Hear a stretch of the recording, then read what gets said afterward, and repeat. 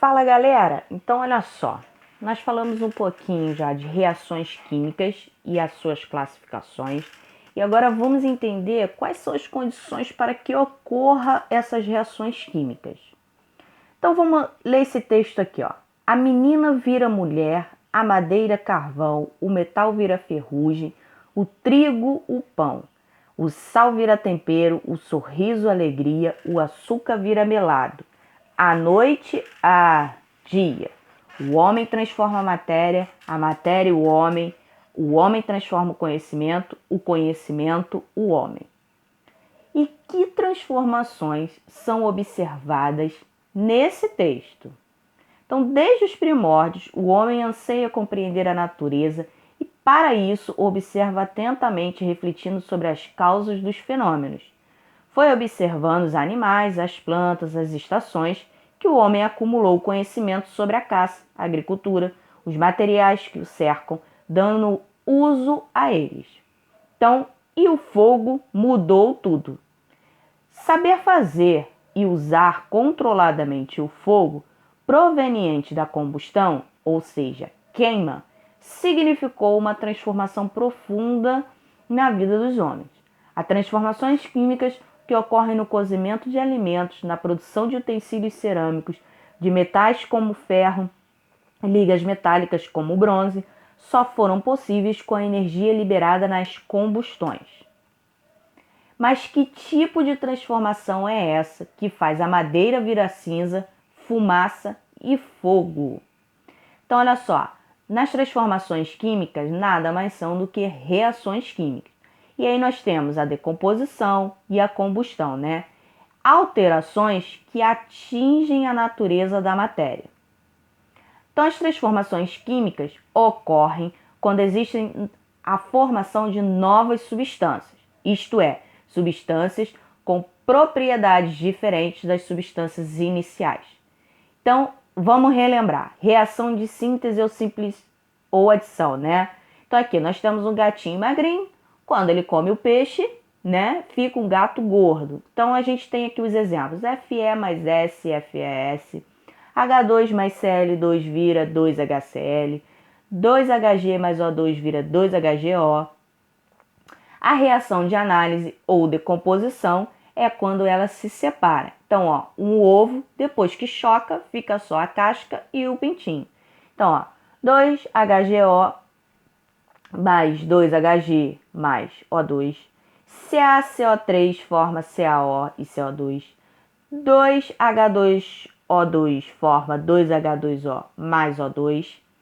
Reação de simples troca ou deslocamento é aquela da substância simples que troca de lugar com um dos elementos da substância composta. Então, ó, Cl2 mais 2NaBr, então o Cl troca de lugar com Br e fica 2NaCl mais Br2 e assim vai.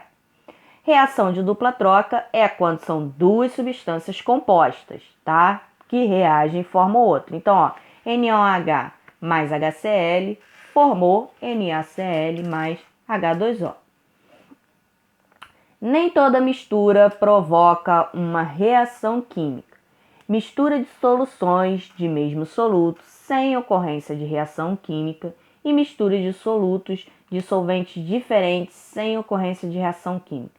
Gente, é só lembrar, água e óleo, você coloca, né, como se fosse uma mistura, mas elas não têm reação entre si, né? Em ambos os casos, a constituição química dos componentes das soluções não mudará. Evidências facilmente observáveis que permitem verificar a ocorrência da reação química. Primeiro, mudança de cor. Segundo, liberação de um gás. Terceiro, a formação da chama. Aparecimento de um cheiro característico, formação de um sólido, desaparecimento das substâncias iniciais. Mas que fatores são responsáveis pela ocorrência dessas reações, gente? Então, olha só. Natureza dos reagentes ou afinidades químicas é uma condição. Então, sólido guardado em querosene para evitar contato com água e ar. Colocando sódio e água em contato, a coloração rosa evidencia a presença da base na solução que contém fenolftaleína. O hidrogênio na liberação sofre combustão ao reagir com o oxigênio do ar. Contato entre os reagentes.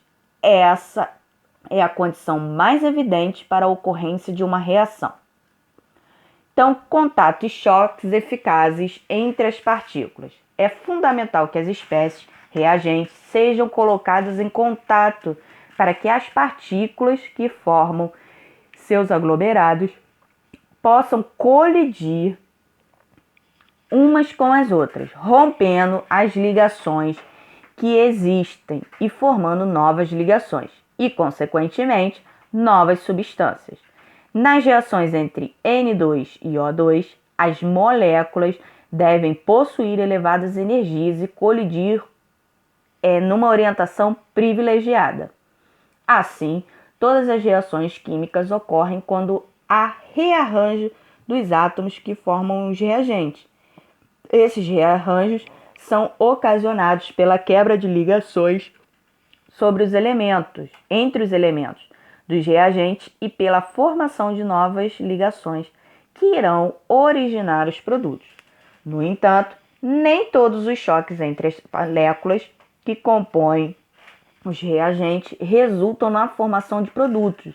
Esses são os choques não eficazes. A teoria das colisões explica por que algumas substâncias têm afinidade química e outras não.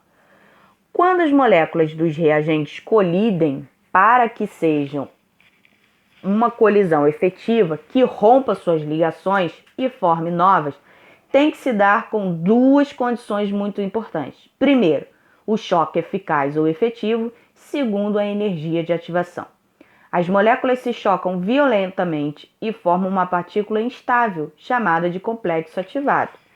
Para que existam choques efetivos, é necessário que a colisão ocorra em uma posição geométrica privilegiada, favorável à quebra das ligações e à formação das outras. Então, aqui um exemplinho, ó. As moléculas caminham, se chocam, formando um complexo ativado.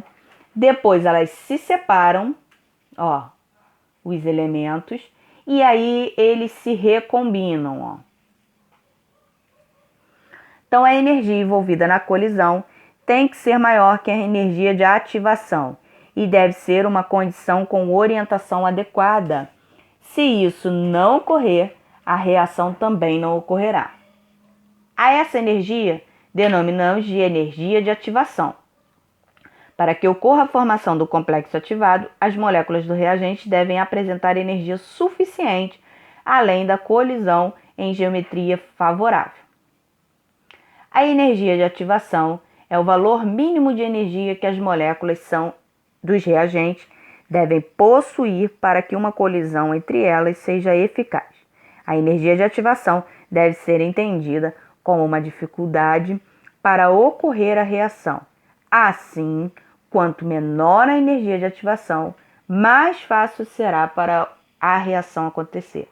Aqui embaixo, gente, eu coloquei um linkzinho no YouTube para vocês darem uma olhadinha sobre energia de ativação.